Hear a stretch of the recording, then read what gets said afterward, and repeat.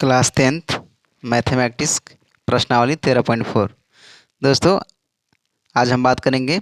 इससे पहले वाली वीडियो में 1 2 3 ठीक ना, एक पार्ट 1 में 3 तक क्वेश्चन कराए थे और प्लस बेसिक दिए थे, ठीक ना, फार्मूला के बारे में नॉलेज दिए थे बेसिक के साथ। तो आज हम बात करेंगे फाइन क्वेश्चन नंबर 4 के बारे में, ठीक ना। वीवीआई क्वेश्चन है, ठीक, वेरी वेरी इंपॉर्टेंट क्वेश्चन है एग्जाम की दृष्टि से। तो चलिए देखते हैं। दोस्तों, अभी तक आप इस चैनल को सब्सक्राइब नहीं किए हैं तो कृपया करके चैनल को सब्सक्राइब कीजिए और अपने दोस्तों को भी शेयर कीजिए, ठीक ना। जो भी दोस्त होंगे आपके रिश्तेदार में, आपके अगल बगल, सबको बता दीजिए, ठीक। देखिए, बात करते हैं क्वेश्चन नंबर 4 के बारे में। कह रहा है, धातु की एक चादर से बना ऊपर से खुला हुआ एक बर्तन शंकु के छीनक के आकार का है, जिसकी ऊंचाई 16 सेंटीमीटर है तथा निचले और ऊपरी सिरे की त्रिज्या क्रमशः 8 सेंटीमीटर और 20 सेंटीमीटर है। कह रहे 20 रुपये प्रति लीटर की दर से इस बर्तन को पूरा भरे जा सकने वाले दूध का मूल्य ज्ञात कीजिए। और साथ ही बर्तन को बनाने के लिए प्रयुक्त धातु की चादर जिसका मूल्य 8 रुपये प्रति 100 सेंटीमीटर स्क्वायर की दर से ज्ञात भी। अब पाई का मतलब 3.14 आगे ही बोल दिया है, ठीक ना। तो देखिए दोस्तों, बहुत ही इंपॉर्टेंट क्वेश्चन है, इसको बोलते हैं वेरी वेरी इंपॉर्टेंट क्वेश्चन। ये क्वेश्चन नंबर कितना है? 4। तो आप लोग इससे पहले वाली वीडियो नहीं देखे हैं तो जाकर देख लीजिए। बालाजी प्रीमियम क्लासेस सर्च मारिएगा, चैनल को सब्सक्राइब कीजिएगा, बहुत ही मज़ा आएगा आप लोग को। देखिए, कह रहा है कि कोई छीनक आकार का कोई क्या है, मेरा धातु का कोई चादर है, ठीक ना, छीनक आकार का, इस टाइप का। देखो, ये मेरा है छीनक, ठीक ना। पहले वाले वीडियो में बताया गया है छीनक कैसे होता है, निर्माण कैसे होता है। देखिए, ये हो गया मेरा छीनक, ठीक। ये हो गया मेरा कोई छीनक है, जो एक तरह से कह लो बाल्टी, क्या बाल्टी, ठीक ना। जिसकी ऊंचाई हो गया दोस्तों ये हो गया त्रिज्या, ये भी हो गया त्रिज्या। तो ऊपरी सिरों की त्रिज्या दिया है 20, ये दे दिया है मेरा, ये दिया है 20, और निचली सिरे कितना दिया है 8, ये दे दिया है 8, ठीक। यानी छोटा त्रिज्या 8 दिया है, बड़ी त्रिज्या 20 दिया है। और जिसकी हाइट है दोस्तों ऊंचाई, ये ऊंचाई दे दिया है 16, ठीक ना। एच बराबर कितना दे दिया है 16 सेंटीमीटर, ठीक ना। कितना दिया है 16 सेंटीमीटर। तो कह रहा है दोस्तों, इसकी एक मतलब निचली त्रिज्या है 8 सेंटीमीटर है, और जो ऊपरी जो खुली त्रिज्या है, देखो बाल्टी जो होता है दोस्तों, नीचे से तो पेंदी होता है, उसमें लोहा लगा होता है, चादर लगा होता है, ऊपर की तरफ खुला होता है। तो ऊपरी सिरा की त्रिज्या 20 सेंटीमीटर, निचली कितना दिया 8 सेंटीमीटर। कह रहा है इस बाल्टी में कितना दूध आएगा, ठीक ना। इस जो बर्तन है छीनक आकार का, इसमें कितना दूध आएगा और दूध का मूल्य भी ज्ञात कीजिए। तो सबसे पहले देखो दिया गया है, लिखेंगे दिया गया है, दिया गया है छीनक की त्रिज्याएं, छीनक की त्रिज्याएं, त्रिज्याएं, ठीक। तो बड़ा वाला को मान रहे हैं R1 20 सेंटीमीटर, इसको R1 मान रहे हैं, इसको मान ले रहे हैं हम R2, कितना R2। तो R2 दिया है 8 सेंटीमीटर, ठीक। एवं ऊंचाई, छीनक की ऊंचाई H दे दिया, हाइट कितना 16 सेंटीमीटर, ठीक। ये सब बात हम लिख लेंगे। उसके बाद देखिए पाई का मान भी कितना लेना है 3.14, ठीक। देखिए दोस्तों, सबसे पहले तो इसमें कितना दूध आएगा, इसमें कितना दूध आएगा। अगर आने की बात को देखिए, एक आयतन कम निकलता है, जो किसी भी चीज़ का आयतन कम निकालते हैं कि उसमें कितना पानी आएगा, कितना दूध आएगा, कितने उसमें पदार्थ आएगा। मतलब आने की बात अगर हो जाए कितना उसमें चीज़ आएगा, जैसे दूध कितना आएगा, पानी कितना आएगा, तो हम निकालते हैं आयतन। और ये चीज़ कितना जगह घेरता है उसको हम निकालते हैं क्षेत्रफल। तो सबसे पहले हमको निकालना पड़ेगा इसका आयतन, क्योंकि दूध की बात कर रहा है कितना आएगा, तो हम क्या निकालेंगे इसका आयतन, ठीक। कितना इसमें लीटर दूध आएगा। तो चलिए दोस्तों, हम निकालेंगे। अतः लिखेंगे चूँकि बर्तन बर्तन में दूध बर्तन में दूध आने की मात्रा यानी कि आयतन, क्या निकाल देंगे आयतन, ठीक ना। निकालेंगे चूँकि बर्तन में दूध आने की मात्रा यानी कि आयतन। तो आयतन क्या होता है दोस्तों, ठीक ना, बराबर छीनक का आयतन हो जाएगा, बराबर छीनक का आयतन।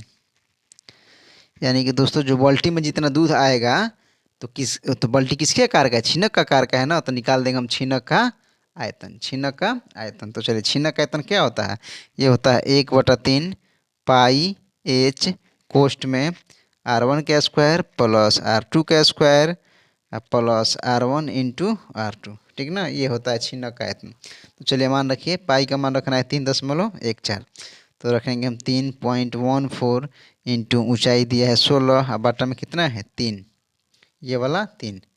चलिए R1 का स्क्वायर यानी कि 20 का स्क्वायर, R2 का स्क्वायर यानी कि 8 का स्क्वायर, R1 R2 20 इंटू 8, ठीक।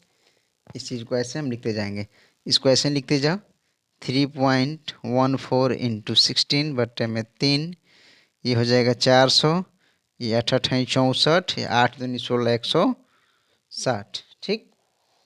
चलिए 3.14 इंटू 16 बटे में 3, इसको हम जोड़ेंगे तो कितना हो जाएगा 400 160 64, ये हो जाएगा 624 624। चलिए मल्टीप्लाई करते हैं इसको, 3.14 इंटू 16 डिवाइड बाई 3, 624 कटाओ तो 3 से 3 दूनी 6 0 3 8 है 24, यानी फाइनली दोस्तों मेरा आ गया 3.14 इंटू 16 इंटू 208। इसको जैसे ही गुणा करेंगे दोस्तों, तो गुणा करेंगे तो इसको देखो, अगर इसमें हम गुणा करेंगे 16 हम 208 से, तो ये हो जाएगा 3.14 और 16 हम 208 से गुणा करेंगे दोस्तों, तो मेरा मिलेगा 3328 3328। और जैसे ही 3.14 में गुणा कर देंगे दोस्तों, तो मेरा आ जाएगा 449.92 सेंटीमीटर। आयतन है तो किस में आएगा, क्यूब में आएगा, ठीक ना। निकाई दहाई सैकड़ा हज़ार 10,449.92 सेंटीमीटर क्यूब, ठीक ना। यानी कि इतना इसमें दूध आ सकता है, लेकिन दूध लाना है किस में, लीटर में ना दोस्तों, दूध तो लीटर में होता है, हमेशा मापा जाता है। तो इसको हम क्या चेंज कर देंगे लीटर में। तो हमें पता है चूँकि 1 सेंटीमीटर क्यूब बराबर होता है 1000 लीटर, ठीक ना। ये एग्जामिनर को आप लोग दिखा दीजिएगा कि 1 सेंटीमीटर क्यूब बराबर 1000 लीटर। तो इसको गुणा कर दें किससे, हम 1000 से क्या कर देंगे, भाग कर देंगे। 1000 से क्या कर देंगे, भाग कर देंगे, तो हमें निकल जाएगा लीटर में, ठीक। तो यहाँ से आ जाएगा चूँकि यहाँ से 1 लीटर बराबर, यहाँ से 1 लीटर बराबर ये मल्टीप्लाई में नीचे आएगा तो क्या हो जाएगा, डिवाइड में आ जाएगा, तो भाग दे दो, इसलिए 9.92 डिवाइड बाई कितना 1000, ठीक। तो जैसे ही 1000 से होगा तो देखो दोस्तों 3 अंक के बाद और पॉइंट लगेगा, यानी 1 2 3 कहाँ लग जाएगा, यहाँ पर, ठीक ना। 3 अंक के बाद पॉइंट लगेगा ना, यानी 1 2 3, तो फाइनली मेरा आ जाएगा 4492। यहाँ तो है, ये है, और 3 अंक के बाद लगा दो, ठीक ना। 44, अच्छा 9 भी है ना, 44 नहीं, तो यानी यहाँ पर था तो 1 2 3, ठीक ना। चलिए देखिए दोस्तों, तो यहाँ पर पॉइंट था ना, तो और 3 अंक के बाद लगाएंगे, यानी कि 1 2 3, तो मेरा आ जाएगा यहाँ पर पॉइंट, ठीक, लीटर, ठीक ना। 3 अंक बाद लगाओ ना यार, यहाँ पर पॉइंट है ना, तो और 3 अंक बाद 1 2 3 यहाँ लग जाएगा, यानी कि यहाँ पर था पहले, तो और 3 अंक बाद 1 2 3 यहाँ लग जाएगा। तो फाइनली जो मेरा दोस्तों आ गया, फाइनली कितना आ गया, देखो यहाँ पर आ गया 10.449 लीटर, ठीक ना। अब देखिए दोस्तों, यहाँ पर देखिए 10.449 है ना, देखिए ये तो कितना है 9 है ना, कितना है 9 है, यानी कि 5 से बड़ा है। तो 5 से बड़ा है ना, तो इसको कितना है 4, तो इसको 1 बढ़ा कर लिखा जाता है, यानी इसको हम ऐसे भी लिख देंगे 10.45 लीटर। ये मेरा क्या आ गया, फाइनली आंसर आ गया। तो ये आंसर नहीं आया इसमें, तो अभी आया हमको कि ये 10.45 लीटर, इसमें क्या आ सकता है, दूध आ सकता है। अब इस दूध क्या निकाल देना, कीमत निकालना है, ठीक। चलिए, यानी कि 10.45 लीटर, यानी 10.45 लीटर इस बर्तन में क्या आएगा, मेरा मिल्क आएगा, ठीक। अब इसका क्या निकाल देना, कीमत निकालना है। तो चलिए कीमत हम, चलिए देख किताब में लिखा गया है, चूँकि देख किताब में क्या लिखा गया है, किताब में लिखा गया है कि हाँ 1 लीटर दूध का दाम कितना है 20 रुपया, 1 लीटर दूध का दाम कितना है 20 रुपया। तो हमको 10.45 लीटर का निकालना है ना, लिखेंगे चूँकि 1 लीटर दूध की कीमत बराबर है 20 रुपया, कितना 20 रुपया। तो हमको निकालना है, इसलिए 10.45 लीटर दूध की कीमत, ठीक। तो ये हो जाएगा 10.45 लीटर इंटू कितना है 20 रुपया, ठीक। 1 रुपया मिल रहा है कितना, 1 रुपया में एगो टॉफ़ी तो 5 रुपया में 5 टॉफ़ी, चाहे 2 रुपया में 1 टॉफ़ी तो 10 रुपया में, ठीक ना, ऐसे गुणा होता है ना, तो 20 टॉफ़ी हो जाएगा। उसी प्रकार 1 लीटर दूध का दाम 20 रुपया, तो इतना लीटर दूध का दाम इतना गुणे 20, तो मेरा फाइनली आ जाएगा 209 रुपया। ठीक, तो एक हम क्या निकाल दिए, आंसर निकाल दिए। अब दूसरा में कह रहा है कि इस बाल्टी को बनाने में कितना क्षेत्रफल लगेगा, चादर कितना लगेगा, ठीक ना। देखिए दूसरा में कह रहा है कि बर्तनों को बनाने के लिए धातु की चादर इतना 100 सेंटीमीटर से 8 रुपये लग रहा है, तो दर ज्ञात कीजिए, यानी कितना इसमें चादर लगेगा। तो दूसरा में निकाला है दोस्तों प्रयुक्त चादर का क्षेत्रफल, तो लिखेंगे बर्तन, देखिए सेकेंड पार्ट है ये, सेकेंड पार्ट, बर्तन बनाने में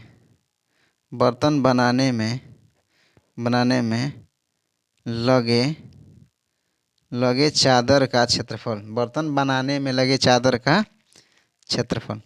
ठीक, एक तो आंसर आ गया कि 209 रुपया दूध का कीमत है, तो क्षेत्रफल। देखिए दोस्तों, देखो ये देखिए यहाँ पे आप छीनक हम बना दे रहे हैं। देखो फिर से यहाँ पर अच्छे से समझो, कोई दिक्कत नहीं है, हड़बड़ी कुछ नहीं है। देखिए अब कह रहा है इसमें कितना लगेगा, मतलब कि लोहा कितना लगेगा।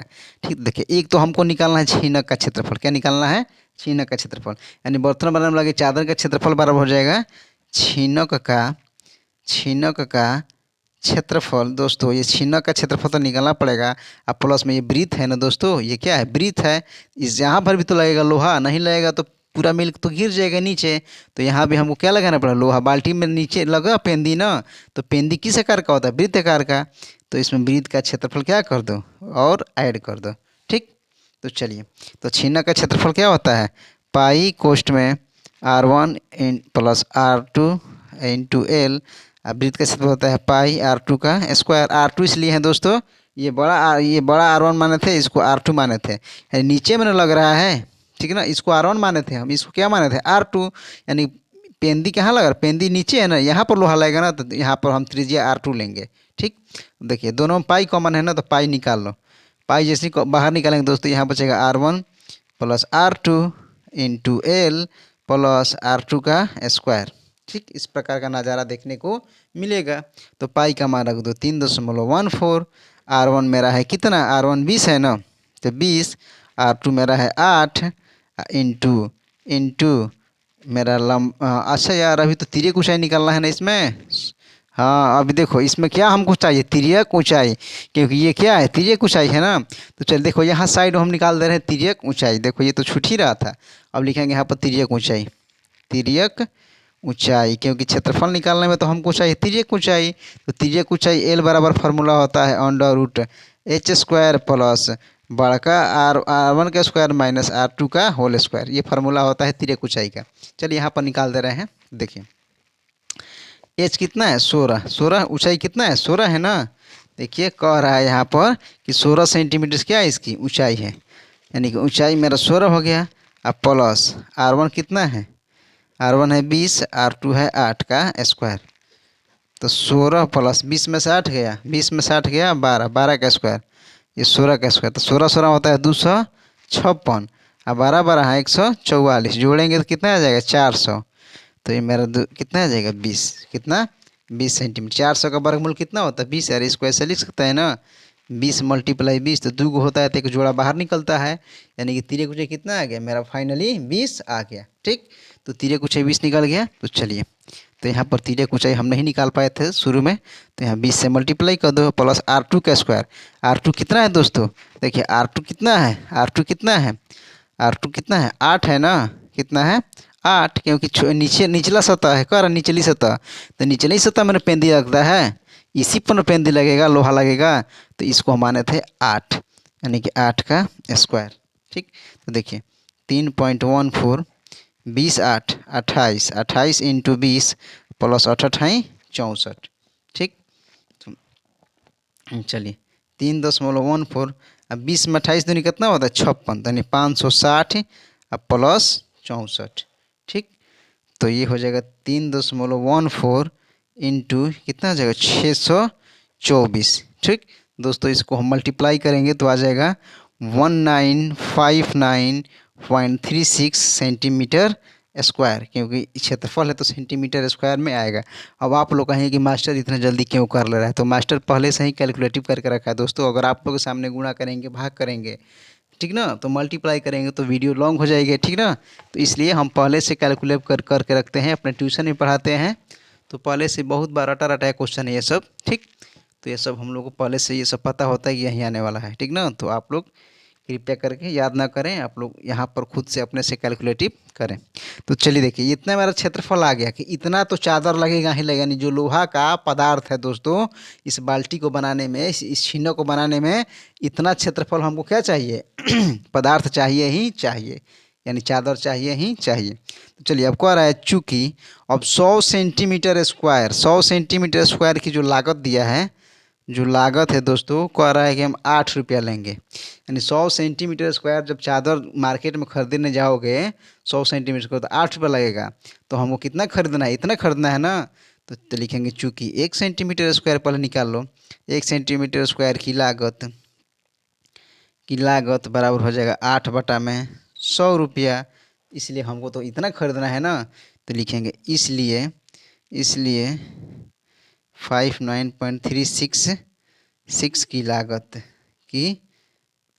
लागत बराबर गुणा हो जाएगा, ठीक। यानी कि 959.36 इंटू 8/100 ठीक। मल्टीप्लाई करोगे दोस्तों, 8 में इतना से मल्टीप्लाई होगा तो ये हो जाएगा 15674.88 और डिवाइड बाई कितना हो जाएगा 100, ठीक, डिवाइड बाई 100।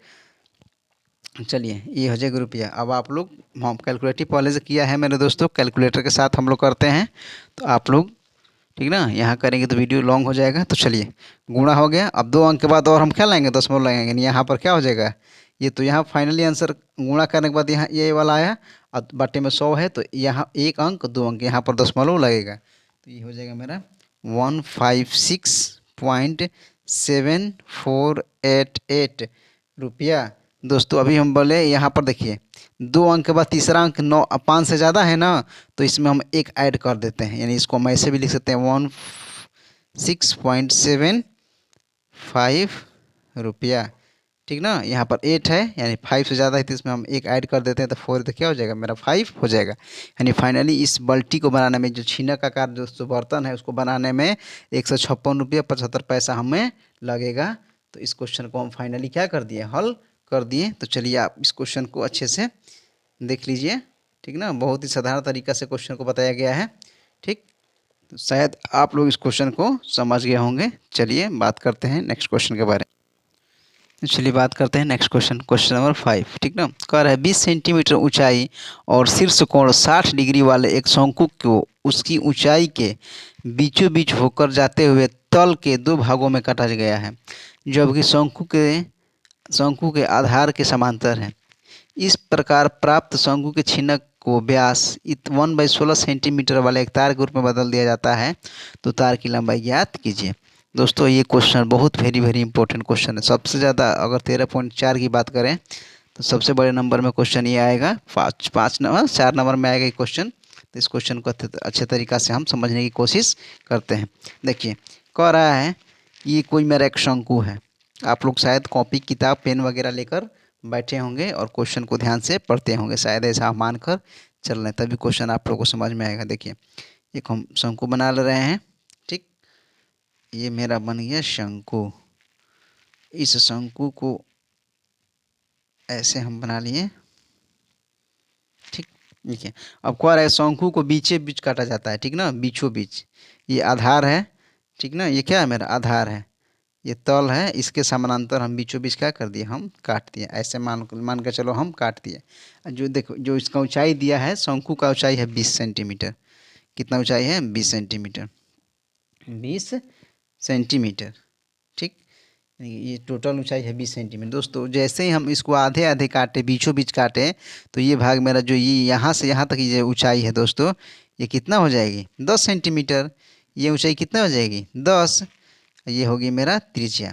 जब ये 10 सेंटीमीटर होगा दोस्तों, तो ये भी कितना हो जाएगा, ये ऊपर की जो ऊंचाई है ये भी कितना हो जाएगा, ये भी मेरा हो जाएगा 10 सेंटीमीटर। कितना, 10। यानी कि ये ऊंचाई इधर इधर 10 हो जाएगा, ऊपर भी कितना हो जाएगा 10 हो जाएगा। ठीक, तो इसको हम मान रहे हैं ये बड़ा यार, इसको देखो एक यहाँ भी त्रिज्या इसको मान रहे हैं छोटा, जैसे ये कटेगा इस प्रकार से होगा, देखो इस प्रकार से, ऐसे ऐसे कुछ हिस्सा हमको ऐसे होगा। ठीक ना, तो ये छोटा आर हो गया, ये बड़ा आर हो गया। ठीक, ये बीचों बीच काटा गया है, लंबवत काटा गया दोस्तों। तो यहाँ पर जो मेरा एंगल बनेगा ये 90 डिग्री का बनेगा। कितना? 90 डिग्री का। ठीक ना, तो जो ये कोण दोस्तों, जो ये वाला जो बड़ा वाला कोण है ये है मेरा 60 डिग्री। जब 60 डिग्री है दोस्तों, ये एंगल कितना बन रहा है? 60 डिग्री। ये जो ये लंबवत लाइन है, परपेंडिकुलर लाइन है। ठीक ना, ये कौन सी ऊंचाई है? परपेंडिकुलर ऊंचाई है। तो जब परपेंडिकुलर ऊंचाई है तो जो मेरा एंगल है दो हिस्सा में क्या हो जाएगा? बढ़ जाएगा। यानी कि आधा कितना हो जाएगा? 30 डिग्री। ये भी आधा कितना हो जाएगा? 30 डिग्री। ठीक, अब देखिए यहाँ भी 90 डिग्री, यहाँ भी 90 डिग्री। ठीक, हम देखिए इसमें दो त्रिभुज बन रहा है, हम नामकरण कर दे रहे हैं, ए बी सी ओ ई, इसको नाम दे रहे हैं डी, इस जगह का नाम दे रहे हैं एफ, इसको नाम दे रहे हैं हम एफ। ठीक, जो अंदर वाला ये वाला हिस्सा है, ठीक ना, एफ। ठीक, अब चलिए नाम भी दे दिए। अब देखिए सबसे पहले तो देखिए इसका हमको क्षेत्रफल निकालने के लिए दोस्तों, या आयतन निकालने के लिए हमें चाहिए क्या? त्रिज्या। हमें त्रिज्या तो पता नहीं है, छिन्नक का आयतन तभी निकलेगा जब ये वाला त्रिज्या हमें पता होगा। क्योंकि कह रहा है कि जो ये शंकु का छिन्नक है दोस्तों, ये वाला पार्ट, इसी को जो इस तार, जो ये छिन्नक जिस तार से बना है, इस तार को मोड़कर इसी तार से, इसी छिन्नक से क्या बनाया गया है? तार बनाया गया है। यानी कि जिस जिस इस छिन्नक को बनाने में जितना पदार्थ लगा है, जितना लोहा लगाया गया है, उसी को मोड़कर बनाया गया है एक बेलनाकार तार। तो ठीक ना, तो अब इसको छिन्नक का आयतन निकालने के लिए हमको निकालना पड़ेगा क्या? त्रिज्या। क्योंकि जब तक त्रिज्या पता नहीं होगा छिन्नक का आयतन नहीं निकल पाएगा। तो चलिए देखिए, ये बारी बारी कर से हम इस दोनों त्रिभुज में बात करेंगे। ठीक, तो सबसे पहले लिखेंगे त्रिभुज, त्रिभुज ए एफ सी में, त्रिभुज ए एफ सी में। ठीक, देखिए ये त्रिभुज ऐसा है, हम अलग बना दे रहे हैं ताकि आप लोगों को किसी भी प्रकार से डाउट ना हो। ठीक, देखिए ये मेरा हो गया, ये एंगल है, ये ए हो गया, ये मेरा एफ हो गया, ये सी हो गया। यहाँ पर 90 डिग्री का एंगल बन रहा है दोस्तों। और थीटा कहाँ है? यहाँ है ना 30 डिग्री, ये थीटा है। तो आप लोगों को पता होगा, टेग्नोमेट्री में पढ़े होंगे आप लोग 10th क्लास में, मेरा भी वीडियो है। ठीक ना, इसके हम डिस्क्रिप्शन में लिंक डाल देंगे, आप लोग जाकर देख लीजिएगा। देखिए 30 डिग्री के सामने वाला होता है लंब, ये क्या हो जाएगा मेरा? लंब, यानी थीटा के सामने वाला लंब, और थीटा से जो सटा हुआ साइड क्या होता है मेरा? आधार। ये मेरा 90 डिग्री के सामने वाला कर्ण, ये हमेशा फिक्स होता है कि 90 डिग्री के सामने क्या होता है? कर्ण होता है। तो चलिए दोस्तों देखिए, तो अब हम बात करेंगे त्रिभुज ए एफ सी में tan थीटा बराबर लिखेंगे यहाँ पर हम, tan थीटा बराबर क्या होता है? लंब बटा आधार। क्या होता है? लंब। तो लंब कितना है यहाँ पर? F C. लंब कितना है? F C. ये ना लंब होगा थीटा के सामने वाला लंब, यानी कि एफ सी, आधार हो जाएगा ए एफ। ठीक, तो tan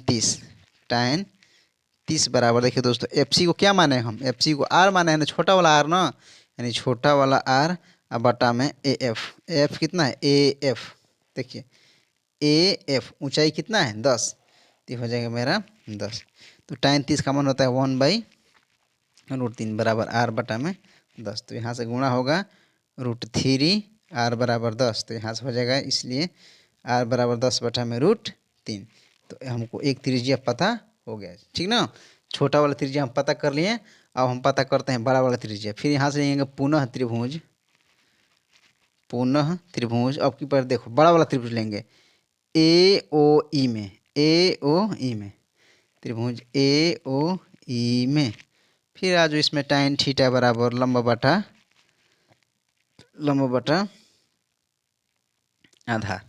ठीक, देखिए ये थीटा है ना, थीटा के सामने वाला ये लंब होगा, ये क्या होगा? मेरा आधार होगा। ठीक ना, समझ में आ रहा है ना? देखो ए ओ ई, ये मेरा लंब, देखो ऐसे बना देना, फिर यहाँ से देखो फिर बना देना है कि आप लोग कन्फ्यूज ना हो किसी भी प्रकार से।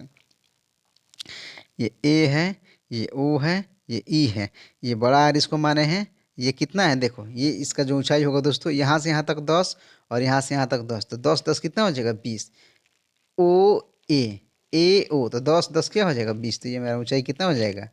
20। ये वाला मेरा 20 हो जाएगा। तो ये थीटा कितना है? अभी भी 30 डिग्री। तो थीटा के सामने वाला होता है लंब, ये होता है आधार।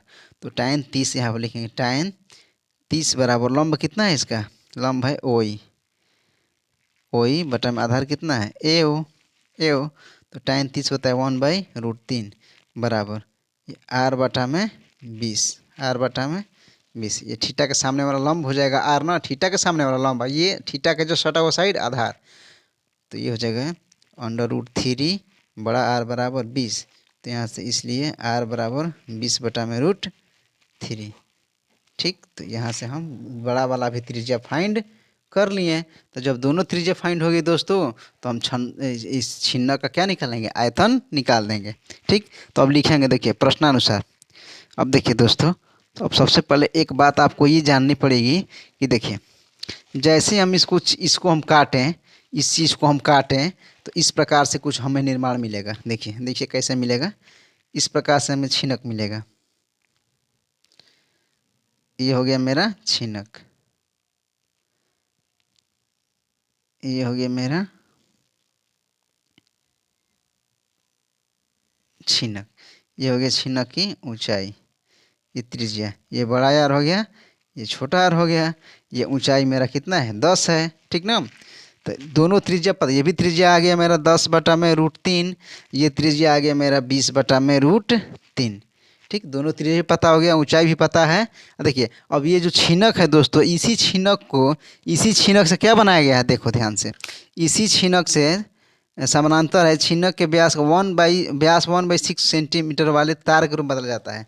इस छिनक को दोस्तों 1/6 किस में बदला जाता है, तार के रूप में। देखो इस प्रकार से कोई तार है, इस छिनक को चेंज करके किस में बदला जाता है, तार में।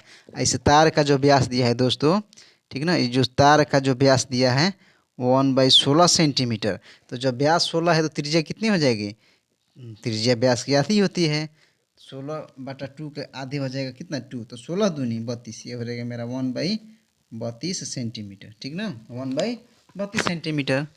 अरे यार देखो 1/16 के आधा कितना हो जाएगा, आधा मतलब यहाँ के बात में कुछ नहीं तो कितना, एक है, एक ऊपर चल जाएगा, 16 दूनी क्या हो जाएगा 32, तो ये 1/32 सेंटीमीटर मेरा क्या हो गया, त्रिज्या हो गया।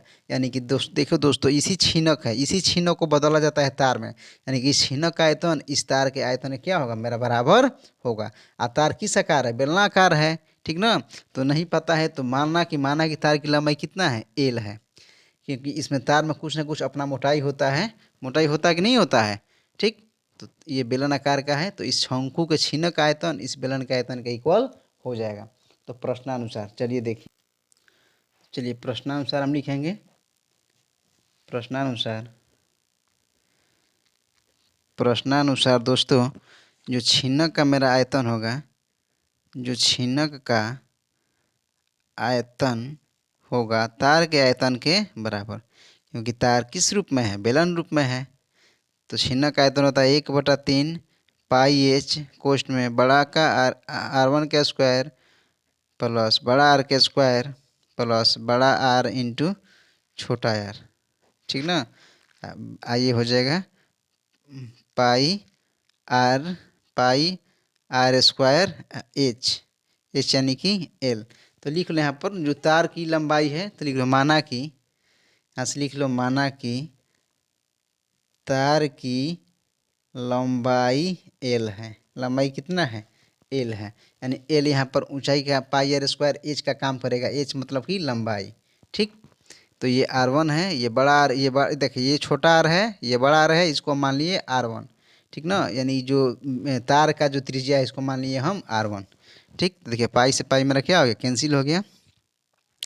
1/3 ऊंचाई कितना है 10, छिनक का ऊंचाई कितना है 10 सेंटीमीटर, r1 कितना है मेरा 10 बटा में √3 का स्क्वायर, r2 है 20 बटा में √3 का स्क्वायर, यानी छोटा आर है 10/√3, बड़ा आर है 20/√3।